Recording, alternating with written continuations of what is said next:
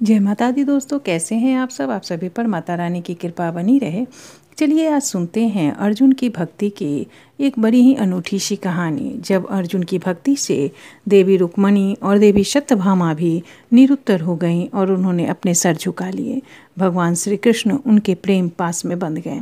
ऐसा क्या हुआ, कैसी कहानी है, चलिए सुनते हैं। और कहानी अच्छी लगे तो अंत तक जरूर सुनिए और वीडियो को लाइक करना नहीं भूलिएगा।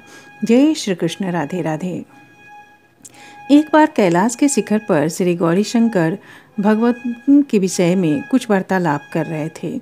उसी प्रसंग में जगत जननी श्री पार्वती जी ने आशुतोष श्री भोले बाबा से निवेदन किया कि भगवान, जिन भक्तों की आप इतनी महिमा वर्णन करते हैं उनमें से किसी के भी दर्शन कराने की कृपा कीजिए। आपके श्रीमुख से भक्तों की महिमा सुनकर मेरे चित्त में बड़ा आह्लाद हुआ है और अब मुझे ऐसे भक्तराज के दर्शनों की अति उत्कंठा हो रही है, अतः कृपया कर शीघ्रता कीजिए। प्राणप्रिया उमा के ये वचन सुनकर श्री भोले बाबा उन्हें साथ लेकर इंद्रप्रस्थ को चले और वहाँ कृष्ण सखा अर्जुन के महल के द्वार पर जाकर द्वारपाल से पूछा, कहो इस समय अर्जुन कहाँ है। उसने कहा कि इस समय महाराज शयनागार में पौधे हुए हैं। यह सुनकर पार्वती जी ने उतावली से कहा, तो हमें उनके दर्शन कैसे हो सकेंगे। प्रिया को अधीर देखकर श्री महादेव जी ने कहा कि देवी, कुछ देर शांत रहो, इतने अधीर मत हो। भक्त को उसके इष्ट देव भगवान के द्वारा ही जगाना चाहिए, अतः मैं इसका प्रयत्न करता हूँ। तदंतर उन्होंने समाधिस्थ होकर प्रेमाकर्षण द्वारा आनंद कंद श्री ब्रजचंद्र को बुलाया और कहा, भगवान कृपया अपने भक्त को जगा दीजिए। देवी पार्वती उनका दर्शन करना चाहती है। श्री महादेव जी के कहने से श्याम सुंदर तुरंत ही मित्र उद्भव, देवी रुक्मणी और देवी सत्यभामा सहित अर्जुन के शयनगार में गए और देखा कि वह अधिक थकान से सो रहा है और सुभद्रा उसके सिरहाने में बैठी हुई धीरे धीरे पंखा डुलाकर उनके श्वेत कलांत केशों को सुखा रही है।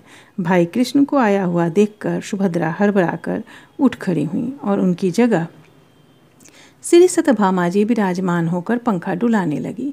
गर्मी अधिक थी, इसीलिए भगवान का संकेत पाकर उद्भव जी भी पंखा हाँकने लगे। इतने में ही अकस्मात देवी सत्यभामा और उद्भव चकित से होकर एक दूसरे की ओर ताकने लगे। भगवान ने पूछा, तुम लोग किस विचार में पड़े हो। उन्होंने कहा, महाराज आप अंतर्यामी हैं, सब जानते हैं, हमसे क्या पूछते हैं। भगवान श्री कृष्ण बोले, बताओ तो सही क्या बात है। तब उद्भव जी ने कहा कि अर्जुन के प्रत्येक रोम से श्री कृष्ण की ही आवाज़ आ रही है। रुक्मणी जी पैर दबा रही थी, वे बोली, महाराज पैरों से भी वही आवाज़ आती है। भगवान ने समीप जाकर सुना तो उन्हें भी स्पष्ट सुनाई दिया कि अर्जुन के प्रत्येक रोम से निरंतर जय श्री कृष्ण की ध्वनि निकल रही है। कुछ और ध्यान दिया तो विदित हुआ कि उनके शरीर के प्रत्येक रोम रोम से यही ध्वनि निकल रही है। तब तो भगवान भी उसे जगाना भूलकर स्वयं ही उसके प्रेम पास में बंध गए और उनके गदगद होकर उनके चरण दबाने लगे। भगवान के नवनीत कोमल कर कमलों का स्पर्श होने से अर्जुन की निद्रा और भी गाढ़ी हो गई। कहते हैं कि भगवान हमेशा भक्त के वश में होते हैं। भक्त अगर अर्जुन सा हो तो भगवान उसके अधीन हो ही जाते हैं। इधर महादेव और पार्वती को प्रतीक्षा करते हुए जब बहुत देर हो गई, तब वे मनी मन कहने लगे कि भगवान श्री कृष्ण को गए हुए बहुत विलंब हो गया, मालूम होता है उन्हें भी निद्रा ने घेर लिया है।